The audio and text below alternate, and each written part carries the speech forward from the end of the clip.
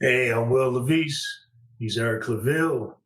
You tune into LaVeist and Claville, where we give it to you straight the way it is, from a black male's perspective, because it's like that, and that's the way it is. So we're going to get right to it. We have hit the end of the first season of LaVeist and Claville, but unlike the late, great godfather of soul, James Brown, who had hit it and quit, we're going to hit it, but we're not going to quit. This is just the first season of what we hope to be many, many more seasons, but it's been absolutely delightful grinding this out, figuring this out, and something that Claville and I have talked about doing for several years. I think we talked about that in the beginning, how I had a radio show, you were on my radio show, the Will LaVeist Show, which aired out of Hampton, and then you got your own show, been doing your own things. We have both been blessed to be on Another View with Barbara Ham Lee,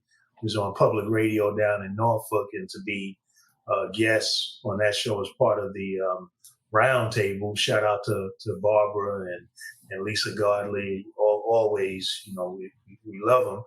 And so we always talked about, this is an opportunity to collaborate and to continue to chop it up. And so that's a big reason why we got into doing this anyway, because we thought that we had something valuable to say, valuable to offer.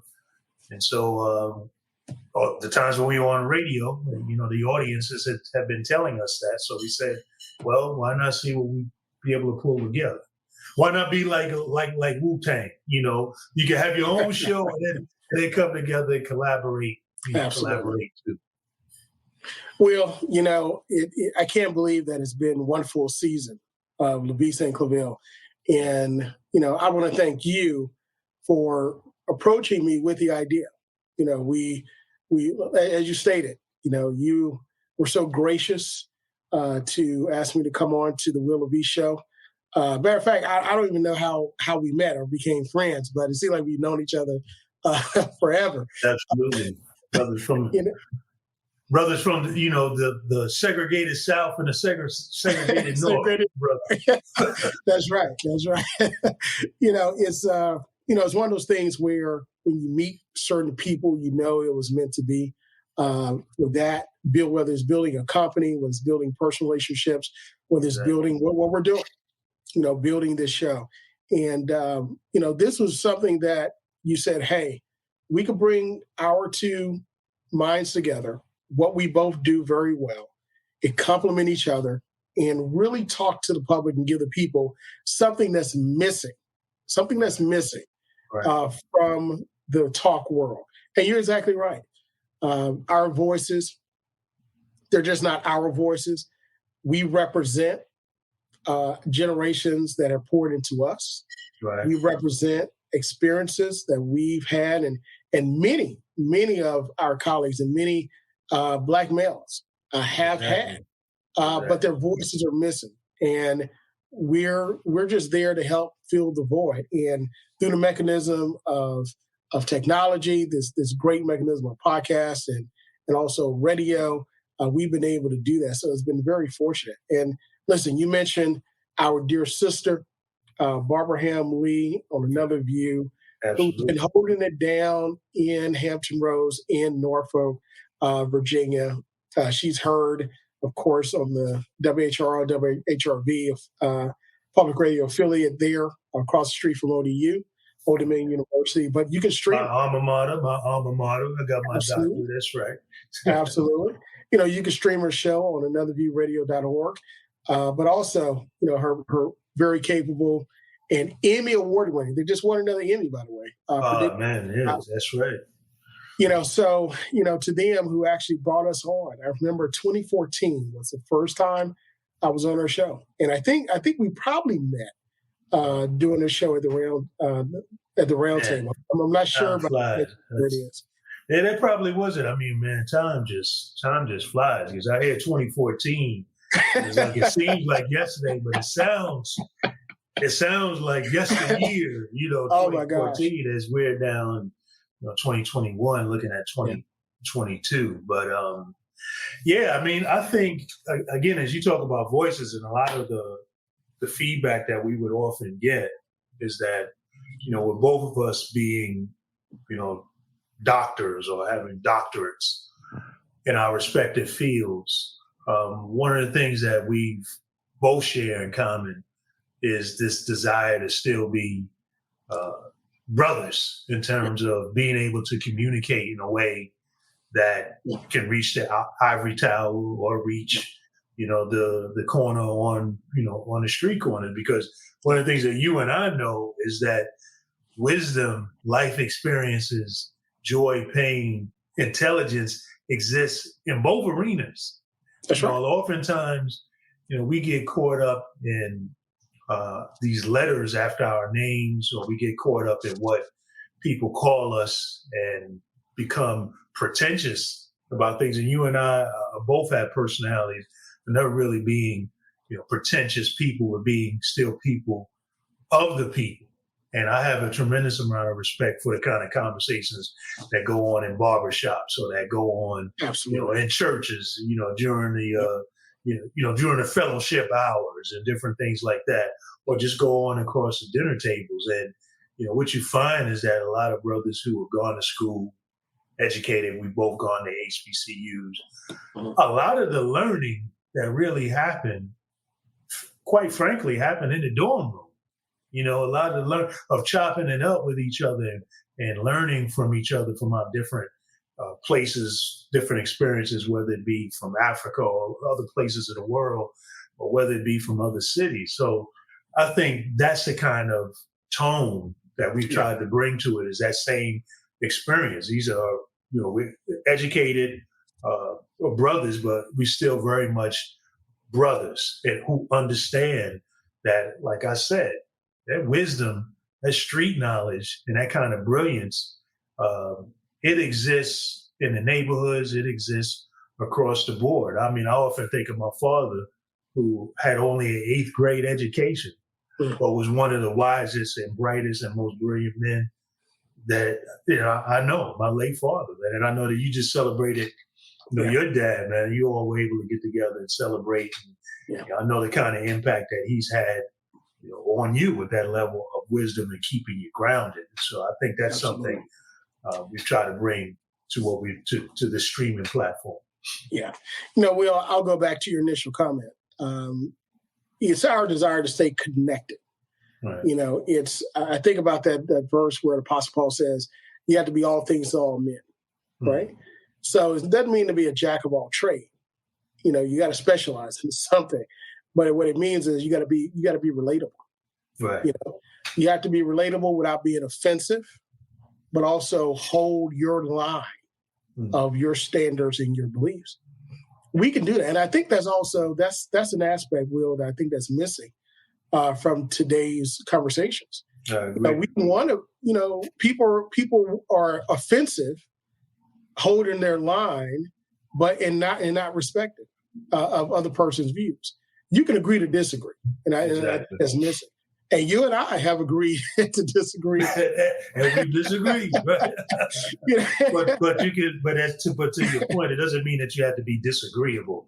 And those are the kinds of things that we keep seeing over and again. Me as a journalist is something that really grieves my heart for the profession, as someone who still teaches journalism and really values the profession and the impact that it has and how important it is to a democratic society, is that we see a lot of just talking heads and a lot of yelling, a lot of my view or no view. If you're against me, if you disagree with me, then you're my enemy.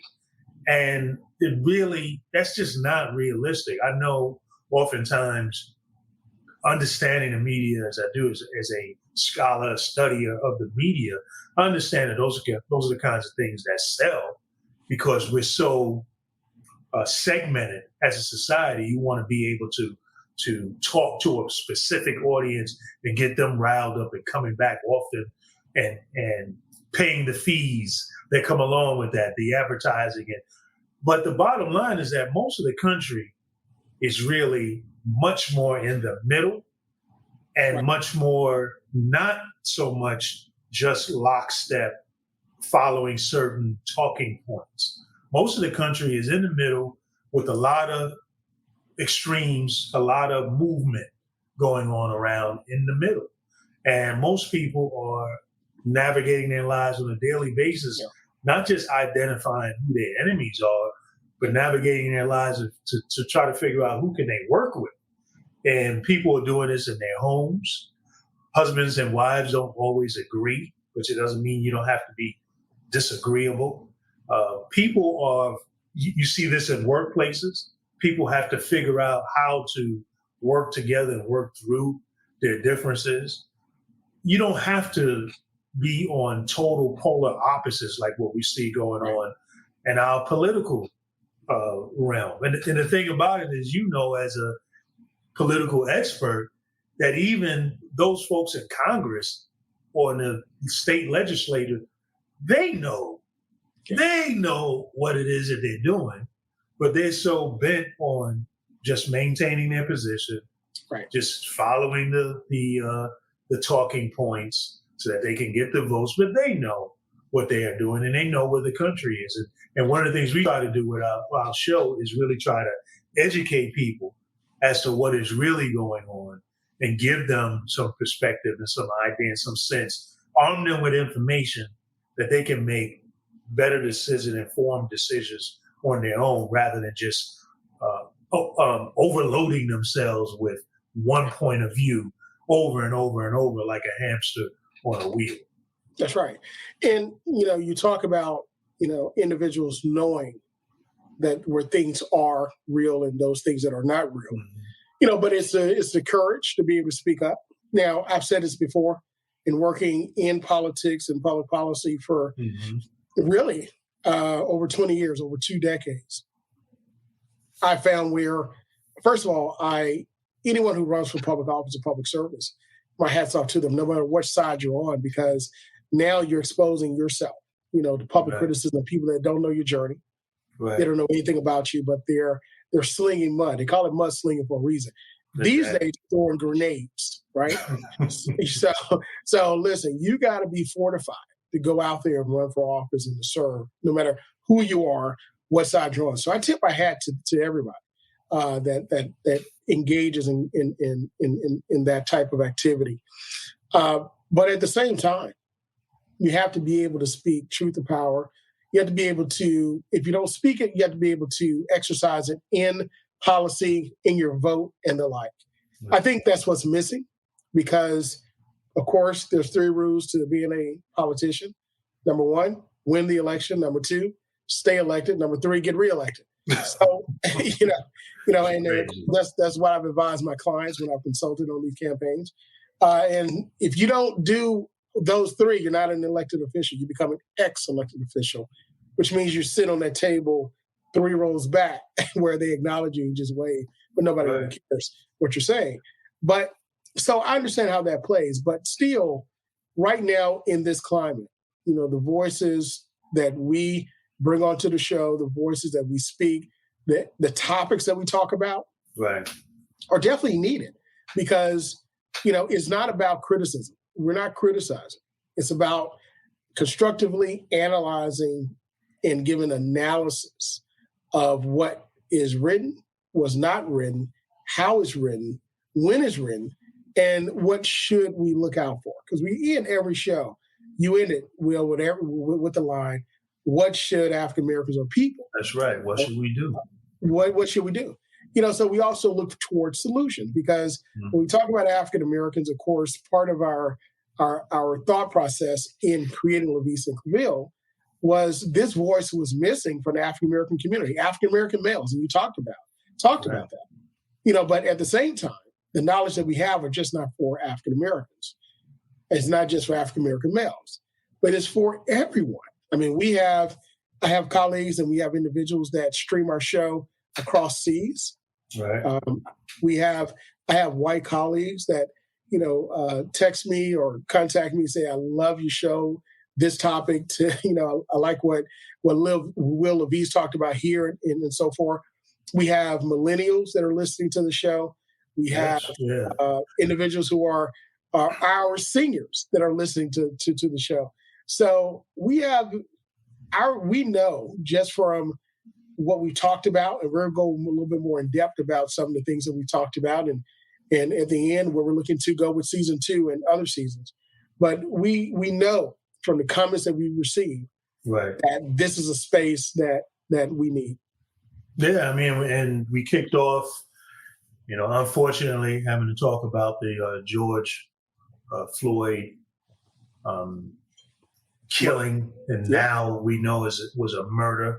Absolutely. And the trial that ensued of Derek Chauvin, and it will be other police officers will be coming up. One of my favorite series that we also got into was the Black Tax, where we talked about the different categories in which being Black in America, and in fact being Black in the world, because there's a reality of anti-Blackness that is very real in the world, but in America, what are the extra hurdles that we have to, or extra issues and challenges that we have to deal with just being Black in America that maybe others don't have to face? And we also talked about fatherhood, something that's near and dear to both of us. I've raised sons and a daughter. You've raised sons. I think the ability to be able to chop it up and talk about what that's like, and to be able to actually express the fact that we are in the majority in terms of Black men. The majority of Black men are very much engaged with their children, whether they are married to the mother or not, or in the household or not. Studies have shown that the majority of Black men, compared to other groups of men, are more engaged with their children. But that's not the prevailing narrative that we hear out there. We talked about even the disappointment of having to hear, our first Black president, constantly, drumming that beat. We know, yes, what he experienced with his father being absent was very real. We know that it is very real. That there's a lot of young men and young women growing up without their fathers in their lives. Absolutely. And we pull no punches about that. That's right. Those are deadbeat dads. Any dad who has the ability to be in their child's life and makes the choice to not be in their child's life is absolutely a deadbeat. And all they do is create a situation where those children become adults who pass on pain. So we pull no punches about that. So these are the types of things that we've been endeavoring to try to communicate, dispel myths, talk about the disparities that exist in a real way, and do it in a way that people, regardless to where your station is in life, we respect everybody regardless to what their station is in life. We try to communicate these things in a way that helps people, empowers people to be able to make those decisions for their own lives and for the community. Well, I think that, like you said, that series on Black fatherhood was one that was near and dear to both of our hearts, because like you said, I just celebrated with my family and friends my father's 80th birthday celebration. Yeah, absolutely. It's a blessing. Celebrate a father that's been there through thick and thin, from beginning to end. And even when our mother passed away prematurely from sickness while we were still in school, he was there every day, going to work, coming home, picking us up, cooking breakfast, and taking us to church. So it was great to see that, and still have a father who's that old, in his right mind, sharp as a tack, remembers dates, places, things, just like it was yesterday. Even when he was, I'm serious, even when he was telling you stories about when you was a kid and cutting up and so forth. Yeah, man, absolutely. Telling stories from 75 years ago. Just like it was yesterday. But of course, with 80 comes a few challenges. So he gets around with a cane now, but still gets around. So listen, he prayed that prayer. Lord, give me what you promised, 70 and then more, and then some more. So God blessed him with that. And look, I'll say my prayer is, Lord, let me the same, but even longer. And as we say in the church, if the Lord will, if the Lord tarry. Amen. But I want to be able to do three things. I want to be able to know who I am. I want to be able to know who I'm talking to is, and I also want to be able to get to the bathroom on my own. If I it helps. It helps. Yeah, it helps to have the resources to be able to call the shots on all your own. That's another thing, man. Very much, the importance of building wealth, the importance of finishing well, and passing down a legacy. And clearly, absolutely, your dad has done that with you and your children, and my father and my mother, did that as well. Your mom did it as well. She is still very much in you. Her DNA is there, and she birthed you. Yeah. And so, and also teachings and many. That's right. That's right, man. So these things, man. To have parents who are a blessing, were engaged and involved, they make a difference. And these are the types of things that we've tried to talk about, try to communicate. The importance of education, the importance of being a lifelong learner.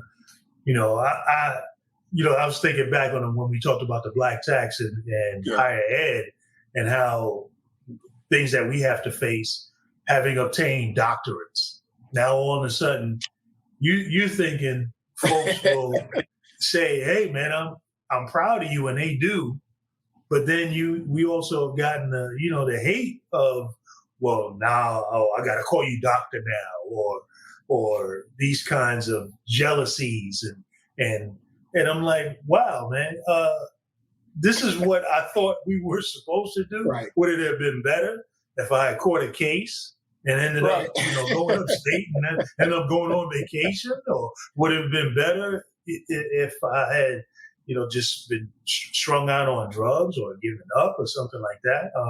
One of the things that really drove me to pursue my doctorate in education was coming up out of a tough neighborhood like Brownsville in Brooklyn, New York, one of the toughest, one of the worst neighborhoods in all of New York. And thinking about so many of my friends who did not make it because they were murdered or killed, or did not have the kind of parents who stressed the importance of education, amidst the dysfunction, because my household was not problem free, but I thought a lot of times about those brothers, those close friends, man, that motivated me, because I said, man, I have the ability to go forward and do this. Some of them were taken out early. Having this blessing from God to be able to pursue higher education, in a sense, I owe it to them who were not able to pursue it, to go and do it, to be able to say, hey, we are value. We do matter.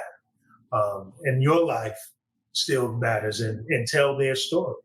And so, when people have come at us about, as if somehow expecting that now you have a doctorate and now you're going to behave in some kind of pompous kind of way, it's unfortunate, but it's not something that I've ever allowed, people to undermine and make me feel self-conscious about the fact that I was able to strive and go through the rigors of doing what it takes to get a doctorate. Man.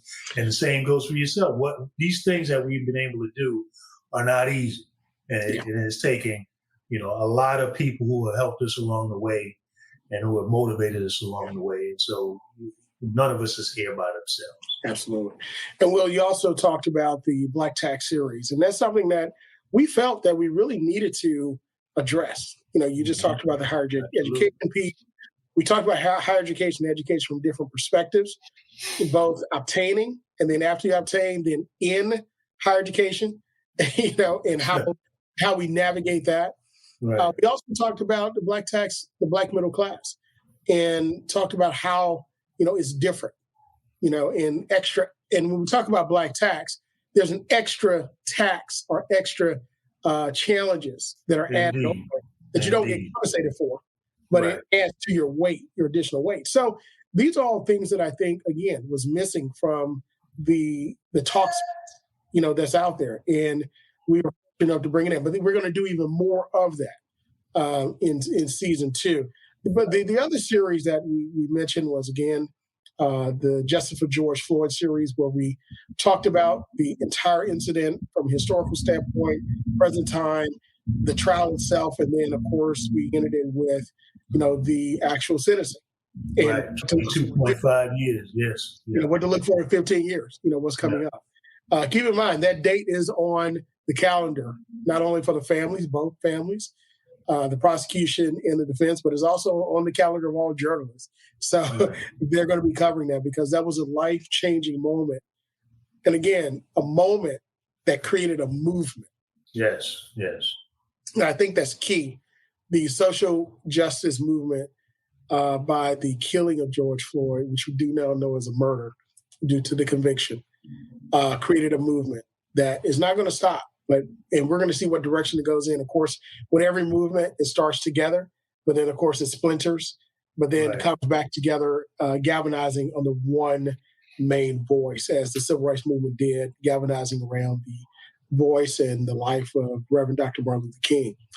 But the other series that we discussed, which I think was key, which also involved your brother, Dr. Thomas LaVeist, who's the dean of the School of Public Health at Tulane University. We addressed COVID.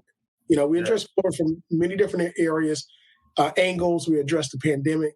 But having your brother there, who serves on the task force for COVID-19 or the coronavirus in down in Louisiana, the state task force, right, right in the midst of it, of one of the areas. I mean, that's your home state that has had tremendous problems with the spread of the virus, with still having challenges with people getting vaccinated, and again, that's one of the key problems. I mean, as that story emerged, we saw how our folk, Black and brown people, would be disproportionately taken out by the virus.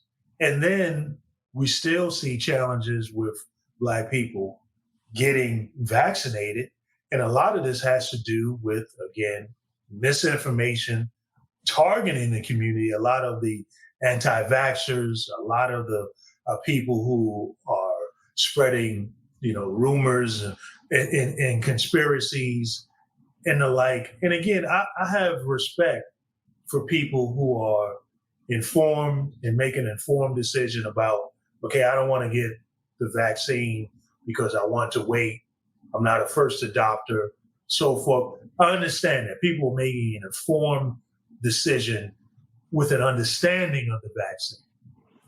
But you have people who are making decisions. I just don't want to do it. I just don't want to do it. It's too fast. I don't believe in getting the vaccine in order to getting the virus in me in order to stop from getting the virus. Well, if you were informed, you would know that the vaccine does not give you the virus the way that it's constructed.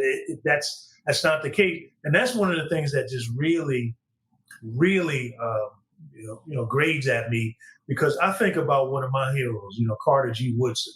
Oh yeah. Who, scholar, educated, but stressed the importance of being an autodidactic, to being a self-learner. And he had great respect and understanding of the scientific method and how to do research and how to get legitimate information and legitimate sources.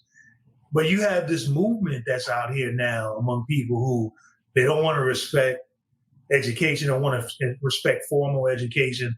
They attack it as if, you're just all part of the system, and there's this high level of distrust. So they go and they search the internet and go get their own information. And a lot of times they're getting the information from illegitimate sources, getting information from somebody that has doctor on their name, but they're not an epidemiologist. They're, a nutritionist or, or a podiatrist. But they're espousing information about epidemiology or information. I mean, it's like, and oftentimes it is our people who are targeted with this kind of misinformation. And then of course you got the Russians who are targeting us as a nation with disinformation to create disruption, dissension, have us attacking each other. And like Malcolm X said, we're being, bamboozled, led astray, hoodwinked. That's right. And, these things, these are the kinds of things that we've been trying to address, with the show as well. Absolutely. And Will, we've been doing just that. And every time we start to have these great conversations, we run out of time. But you're in luck. If you're watching, tune in for season 2 as we bring you more in-depth, thought-provoking discussions on issues that are affecting you in your everyday life. Also, we plan to introduce new guests as we introduce our book series and other individuals that are coming on to discuss various aspects of their research and their experiences and why they decided to publish their writing. So before we leave, I would like to thank the man behind the scenes. The man behind the scenes. Ben in the dark web. The dark web. Absolutely. Well, Ben Bailey is our producer. That's right. And Ben Bailey, who of Greenwood and Seneca Media Company, he's the one that you see our production. He's the one that does all of it. Only thing Will and I do is talk. That's it. Ben Bailey does everything else. So we want to give a major shout out to Ben Bailey, who works behind the scenes tirelessly, making sure that we sound the way we sound and we look the way we look, and get the information that impacts your life. So again, not just Ben Bailey, not just Will LaVeist, but we like to thank the most important people, and that's you, the viewer, the subscriber. Without you, it wouldn't be any LaVeist and Claville. So we want to thank you again for your support for season 1. But again, stay tuned for season 2. And like always, continue to follow us, like and share, and subscribe to our Facebook and other social media. Yeah, and tell us what you want us to cover as well. Give us some ideas of what are the things that you want to hear about. We'll be glad to explore. Absolutely. And we love constructive comments and also your compliments. So that gives us encouragement. Right. So again, this ends season 1. Will, it's been great having a conversation with you, meeting you here every Monday and Wednesday. And look, we look forward for season 2. Absolutely, my brother. Bless you as well.